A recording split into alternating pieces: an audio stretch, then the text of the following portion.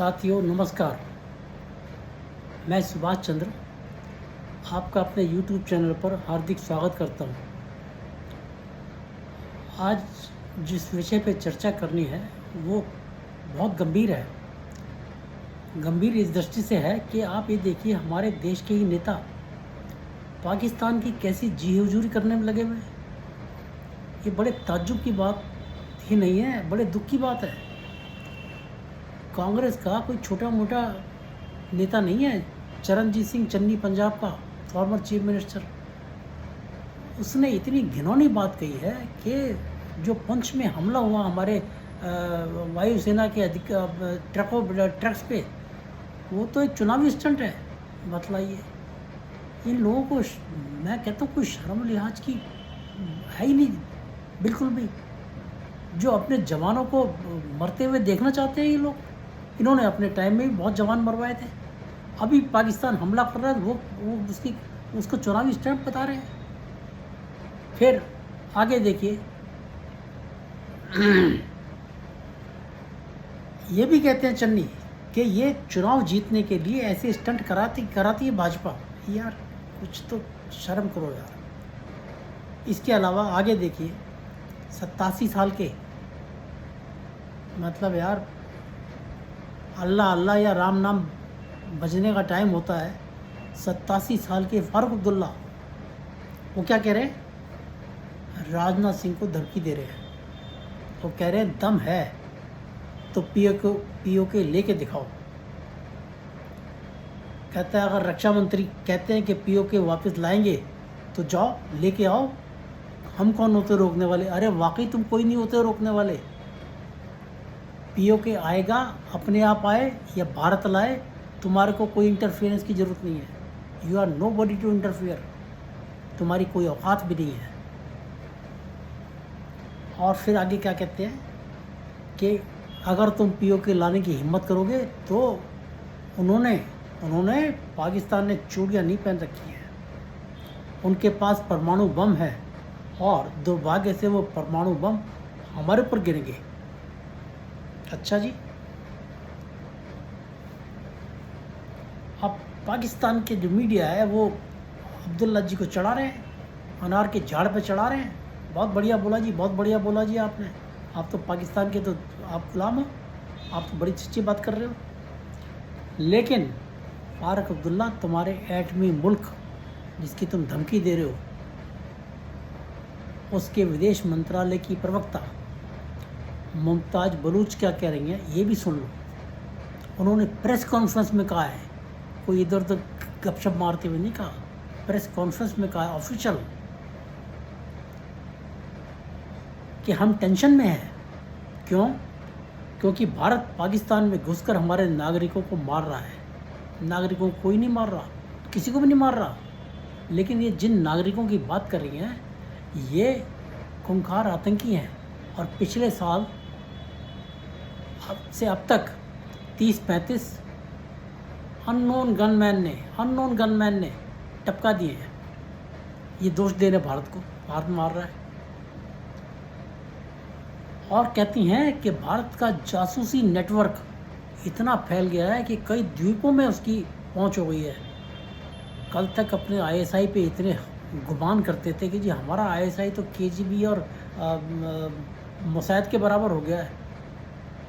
आज भारत का जासूसी नेटवर्क से कितने घबरा रहे हैं। और फिर आगे मैं कहता हूँ कि फारूक मियाँ, तुम इसी पाकिस्तान का डर दिखा रहे हो हमें।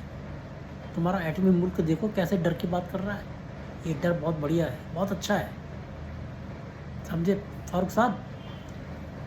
मुमताज़ के बयान के बाद यूनाइटेड नेशन में पाकिस्तान के स्थायी प्रतिनिधि मुनीर अकरम जी ने कहा है, क्या वो भी भाई बड़े वहाँ तो बड़े खलीफा लोग होते हैं ना, उन्होंने कहा है कि पीएम मोदी घर में घुसकर मारने की बात कर रहे हैं। देखिए यूनाइटेड नेशन में कह रहे हैं, अब आप ही बताएं कि हम क्या करें। ये गिड़गिड़ाना हो गया। जो पाकिस्तान कभी कश्मीर की बात किए बिना यूनाइटेड नेशन में बैठा नहीं होता था, कभी रह नहीं सकता था कश्मीर की बात किए बिना। वो आज कह रहा है हमें बचा लो। फारूक को यह भी पता नहीं है कि पाकिस्तान के रहनुमा जो अब तक उसको हाथ अपने आशीर्वाद का रखे रहते थे उसके सर पे सॉरी, चीन ने पीओके में चल रही 969 करोड़ की नीलम झेलम पावर प्रोजेक्ट को बंद कर दिया। इस प्रोजेक्ट का भारत भी विरोध कर रहा था और अब पीओके के निवासी जो हैं वो भी भरपूर विरोध कर रहे हैं इसका। फारूक मियाँ और देखो, पाकिस्तान के लुटे पिटे नेता फवाद चौधरी जिन्हें अभी थोड़े दिन पहले वहाँ पे सरकार ने अंदर कर दिया था, वो राहुल गांधी के गुणगान कर रहा है, उनकी कन्वेंसिंग कर रहा है जी कांग्रेस की। तुम दूसरी तरह कन्वेंसिंग कर रहे हो, तुम कह रहे हो जी वो तो एटम बम है, एटम बम रखते हैं। फारूक साहब, आपको याद होगा, आप पहले भी धमकी दिया करते थे, महबूबा भी धमकी दिया करती थी, आपका बेटा भी धमकी दिया करता था। किसी के बाप में हिम्मत नहीं है जो 370 हटा दे। मोदी था सामने, चुनौती ले ली आपकी, उसने हटा दी 370 और तुम कुछ नहीं कर सके। अब तुम धमकी दे रहे हो कि पीओ को लेके दिखाओ, ले लेगा, खुद नहीं लेगा, वो आ जाएंगे, अपने आप आ जाएंगे। लेकिन एक बात याद रखना, पीओके तो आएगा ही आएगा, पीओके के साथ बलूचिस्तान भी आएगा। अब ये मत कहना बलूचिस्तान को कैसे संभालोगे, वो तो इतना दूर है। बलूचिस्तान को भी संभाल सकते हैं, क्यों? पाकिस्तान बांग्लादेश को संभालता था, पूर्वी पाकिस्तान को, तो हमारे साथ तो बलूचिस्तान भी रह सकता है, क्या दिक्कत है? पीओके तो हमारे बॉर्डर के अंदर ही है, वो तो सीधा अंदर हमारे आ जाएगा। अब बलूचिस्तान को हम यहाँ से रूल कर सकते हैं। और बलूचिस्तान जिस दिन भारत में आ गया, उस दिन वो जो पाकिस्तान का नेग्लेक्टेड प्रदेश है, वो पूरी तरह